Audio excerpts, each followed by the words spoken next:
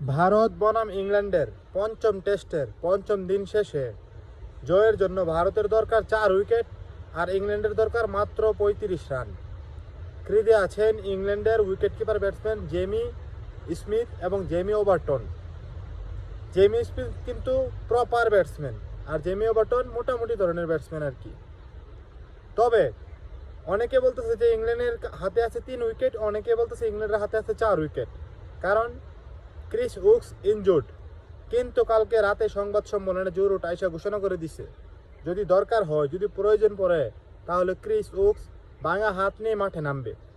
যদি ভাঙা পা নিয়ে ঋষভ পান্থ মাঠে নামতে পারে, তাহলে ভাঙা হাত নিয়েও ক্রিস উকস মাঠে নামতে প্রস্তুত। অর্থাৎ ইংল্যান্ডের হাতে নিশ্চিত যে আরও 4 উইকেট আছে। কালকে ভারতীয় গণমাধ্যম কিন্তু ঘোষণা করছিল যে ইংল্যান্ডের হাতে আছে আর 3 উইকেট, কারণ তারা ধরে নিছিল যে ক্রিস উকস তো হাত ভাঙা, সে মাঠে নামবেই না। কিন্তু ইংল্যান্ড বলতেছে আমরা ভারতকে এত সহজে ছাড়বো না, ভারতকে ইংল্যান্ড এত সহজে ছাড়বে না, ভাঙা হাত নিয়েই ক্রিস উকস মাঠে নামবে। এখন দেখার বিষয় কোন দল জিতে। অবশ্যই ইংল্যান্ড ফেভারিট এখন পর্যন্ত, কারণ দরকার তো মাত্র 35 রান, হাতে আছে সারা দিন।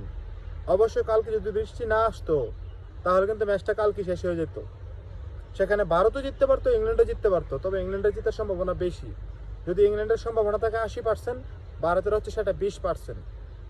এখন দেখার বিষয় ভারত যদি অতি মানবীয় কোনো বোলিং করতে পারে, আজকের দিনের শুরুতেই 2-3 ওভারের মধ্যে একটা বা 2 উইকেট ফেলতে পারে, তাহলে ইংল্যান্ড প্রেসারে পড়বে, তাহলে ভারত জিততেও পারে।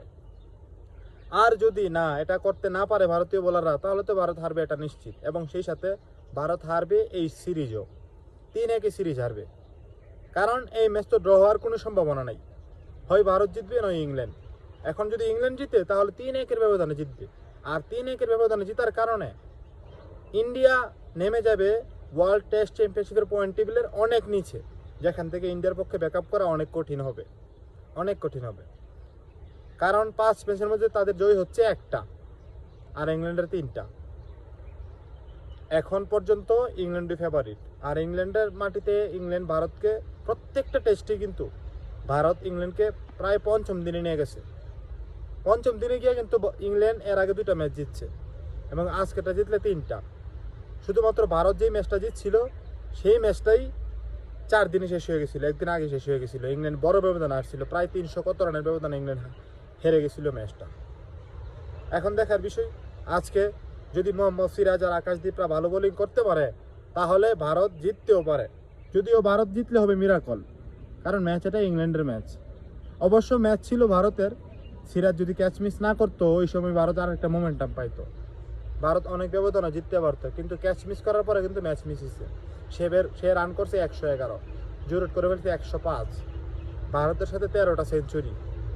এই হচ্ছে জো রুট আর হ্যারি ব্রুকের পারফরমেন্স, যার জন্য ইংল্যান্ড আবারও 370+ রান চেস করে ফেলতেছে টেস্টে, যেটা কিন্তু খুব কম দলেরই আছে। ইংল্যান্ড অনেকবার চেস করে ফেলছে এই রান, 370 এই প্রথম ম্যাচও চেস করছে, তারপরে আবার 395 চেস করে ফেলছে, আজকে চেস করবো আবার 374।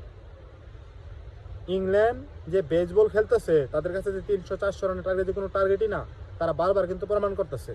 যদিও ভারত বারবার কামব্যাক করে, কিন্তু দিন শেষে রেজাল্ট চাই ইংল্যান্ডের পক্ষে।